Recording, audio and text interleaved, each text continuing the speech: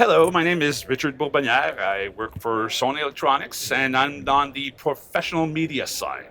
I do sell also DI products, pro DI products, so I take care of the whole lineup, which consists of everything in terms of camcorders for Sony. So I'll just do a small rundown of what we're showing here today. The first one I have in my hand is an FX3.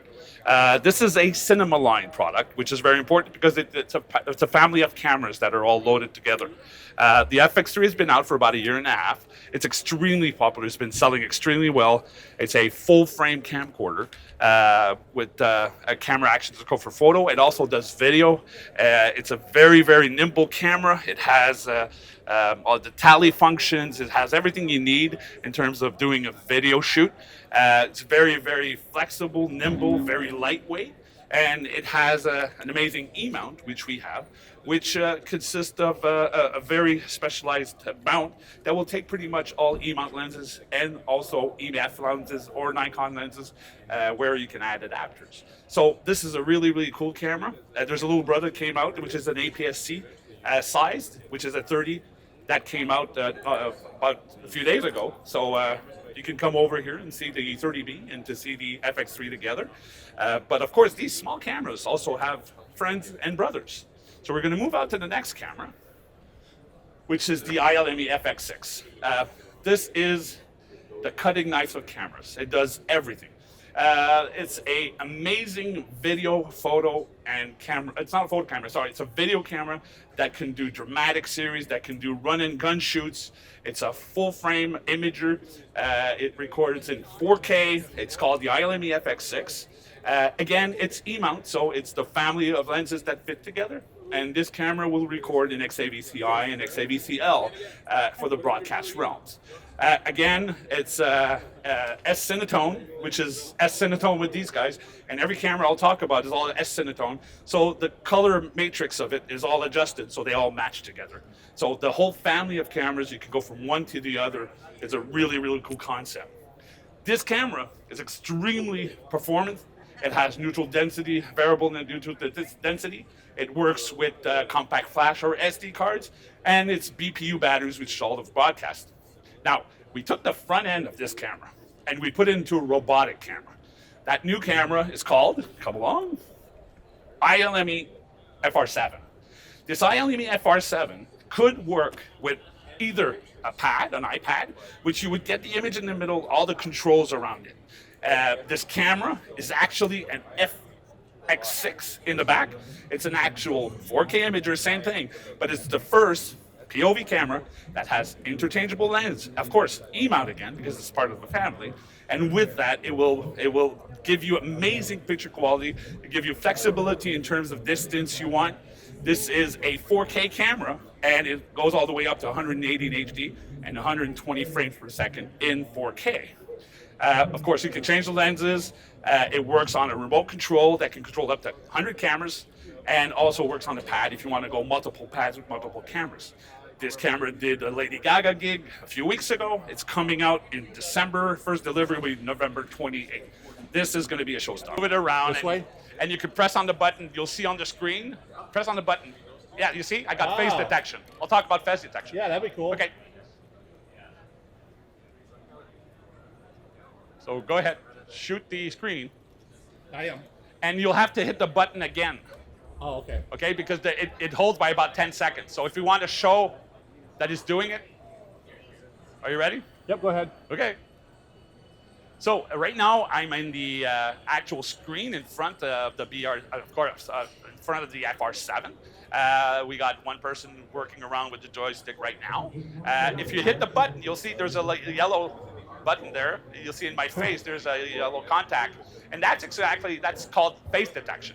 And what's cool about face detection, it actually focuses on my face. And if I move anywhere in that prospect, it will actually focus on my face. So if you hit the button, I'll show you. Hit once, top. Yeah, okay. So if I go in, see? Target again. I'll back it up a bit. Okay, go. So as you can see, that's face detection. And you can set it up inside to be long or short. And if it's very long, then you can actually move around all the time, and the camera will actually just focus on your face all the time. So the next camera is the PXW FX9. This camera has been out for about 3 years now, with successor to the FS7. This camera is amazing. 6K imager, 4K recording on XAVC IRL. We're taking an amazing camera. A lot of DOPs, rental houses use it around the world. It's a very performing camera. Has amazing aspects again with EMOD again with lenses, which makes the whole family light. Again, S Cinetones that would match with the 6, at 3, the FR7, this one, and also the Venice, which will be the next camera I'll be showing you real fast. What's really good about this camera, its next step up, is this is made to also be a, let's say, a 3-camera setup. You can actually gen lock the camera, time code them. You can really make a full-side air pack with FX9s. A lot of people are looking for that full frame aspect of depth of field, and even in a music show, video show, whatever, they're asking for that. And that has also the face track and all that, so it can actually autofocus in shows, which you would need like a super professional, let's say, focus puller to actually follow the game. This camera has that function that can really help camera guys or people on podiums for recording and things like that. To be able to have like a multi-camera, we have an XDCA FX9, and that will give you the aspects of a broadcast camera. It will give you VSHU, it will give you DC in, so you can actually power it in, SDI out, time codes in and out, gen lock, and also remote control 8-pin to really be able to put an RCP 1500 or 3500 on it and actually color correct the cameras to match it perfectly. So this is a really wicked camera. This goes right in the back and it clips on, and it becomes kind of a studio camera. So different aspect of cameras. We have a different lineup of cameras, and we also have major cinema cameras, okay? And we'll go on this side. So the cinema cameras, if you've seen a couple of movies so far, we had Top Gun that just came out, Maverick, which uses these types of cameras that were shot on the film. The reasons why they're reused is we have a camera and we have a special accessories that go with the camera that will actually just pull out the actual imager from the camera. We take it out the imager and we put in the imager in this box, okay? This box has an extension cable, okay? So we have the camera electronics that stays in the back of the plane. We take out the imager, put it in here, we put a lens on it, and then we can actually back out and actually extend it to about 15 to 20 feet, okay? So it gives amazing flexibility when you have a car shot. You're in a car, well, you can't take a large size camera like that and put it in the car. So you actually have just the front aspect of it, okay? So that's the Rialto 2 config that we have set up here. And we have the Venice 2. It's an 8K cinema camera. It's built for cinema people. You have the assistant on the left of the camera. You have the camera guy on the right. All the power is 48 volt and what everything needs, and 24 volts, which the film people actually require all the time. The menu has been adapted to cinema, and it's been an extremely hot system. So the family of Cineline is extremely important.